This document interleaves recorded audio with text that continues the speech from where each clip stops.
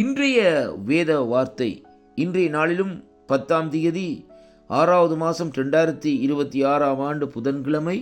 இந்த நாளிலும் ஆண்டவருடைய வார்த்தை இந்த நாட்களிலே இப்படியாக இந்த நாட்களே வருகிறது.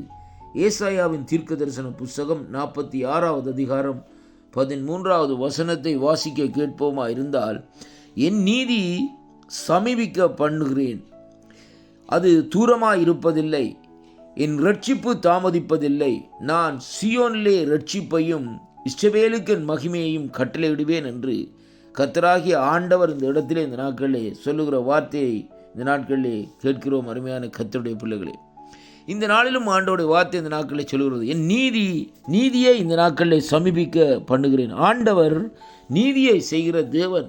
அது மட்டுமல்ல, அவருடைய ரட்சிப்பு இந்த நாட்களிலே இந்த நாட்களிலே தாமதமாகவில்லை. அது மட்டுமல்ல, அது அங்கே தூரமாக இருப்பதும் இல்லை என்று கர்த்தருடைய வார்த்தை இந்த நாட்களிலே சொல்லுகிறது.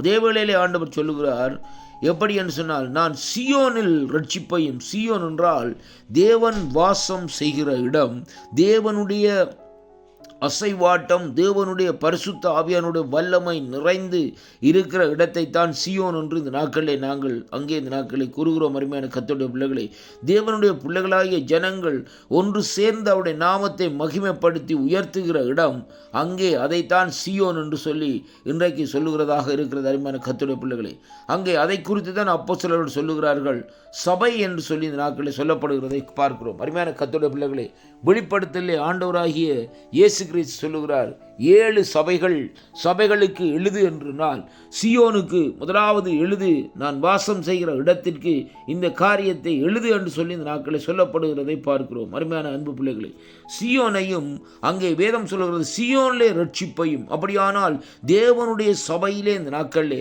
தேவனுடைய பிள்ளைகள் கூடியிருக்கிற இடங்களிலே தேவனுடைய ரட்சிப்பு இந்த நாட்களிலே வெளிப்படுகிறது. மட்டுமல்ல, வேதம் தெளிவாக சொல்லுகிற இரண்டாவது காரியம் என்னவென்றால், இஸ்ரவேலுக்கு என் மகிமையும் கட்டளையிடுவேன். அவராலே தெரிந்து கொள்ளப்பட்ட தேசமாக, அவராலே தெரிந்து கொள்ளப்பட்ட பிள்ளைகளுக்கு ஆசீர்வாதமாக என் ஆண்டவராகிய கர்த்தர் இந்த நாட்களிலே கொடுத்த அந்த வாக்குத்தத்தம் பண்ணின தேசமாகிய அந்த இஸ்ரவேல் தேசத்தை குறித்து ஆண்டவர் இந்த நாட்களில் சொல்லுகிற காரியம், அவர் தன்னுடைய மகிமையை இந்த நாட்களில் கட்டளையிடுவார் என்று சொல்லி வேதம் நமக்கு சொல்லுகிறதை பார்க்கிறோம். அருமையான கர்த்தருடைய பிள்ளைகளே, பாருங்கள், தேவனுடைய ரட்சிப்பும் தேவனுடைய மகிமையும் எங்கே தங்கி இருக்கிறது என்றால், தேவன் வாசம் செய்கிற இடம், தேவன் தெரிந்து கொண்ட இடம், தேவனாலே அங்கீகரிக்கப்பட்ட இடம் இந்த நாட்களிலே, அந்த இடங்களிலே தேவனுடைய கட்டளைகளை இந்த நாட்களிலே அவர் அங்கே அந்த இடங்களிலே வைக்கிறார் என்பதைத்தான் இன்றைக்கு நாங்கள் பார்க்கிறோம். அன்பு சகோதர சகோதரிகளே, இந்த நாளிலும் இந்த வார்த்தைகளை நாங்கள் சற்று அங்கே சிந்தித்து திரும்பி பார்ப்போமா இருந்தால், கர்த்தருடைய நீதி இந்த நாட்களிலே சபையிலே விளங்கும்.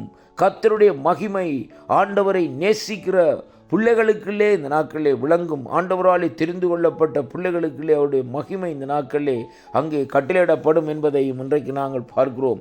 அது மட்டுமல்ல, அருமையான கர்த்தருடைய பிள்ளைகளே, அவருடைய அந்த ரட்சிப்பு அங்கே எங்கே இருக்கிறதாம், அவரை தேடி, அவரை நாடி, அவருடைய நாமத்தை உயர்த்துகிறவர்கள் மத்தியிலே அவருடைய ரட்சிப்பு இந்த நாட்களிலே அங்கே வந்திருக்கிறதை அங்கே காணக்கூடியதாக இருக்கிறது.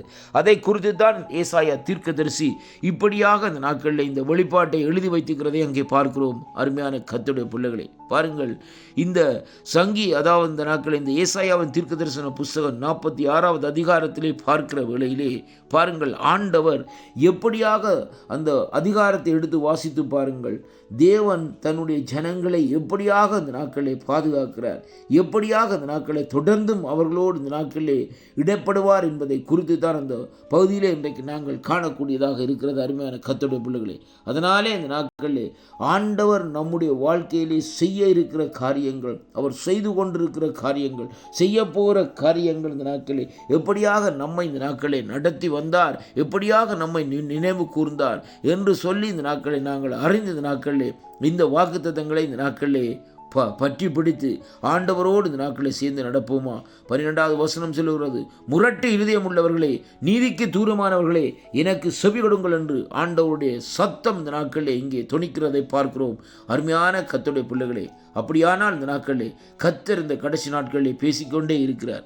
ஏதோ வழியிலே வாக்குத்தத்தங்கள் ஊடாகவோ, சபைகள் மூலமாகவோ, இந்த நாட்களிலே ரேடியோக்கள் மூலமாகவும் இந்த நாட்களிலே ஆண்டவருடைய சத்தம் அங்கே தொனித்து கொண்டிருக்கிறார். அதனாலே அவருடைய சத்தத்துக்கு செவி கொடுங்கள். மனம் திரும்புங்கள், ஆண்டவருடைய சமூகத்திலே வாருங்கள். அவருடைய நீதி இந்த நாட்களிலே அங்கே ரட்சிப்பையும் கட்டளை எடுக்கிறது. ஆமேன், ஆமேன்.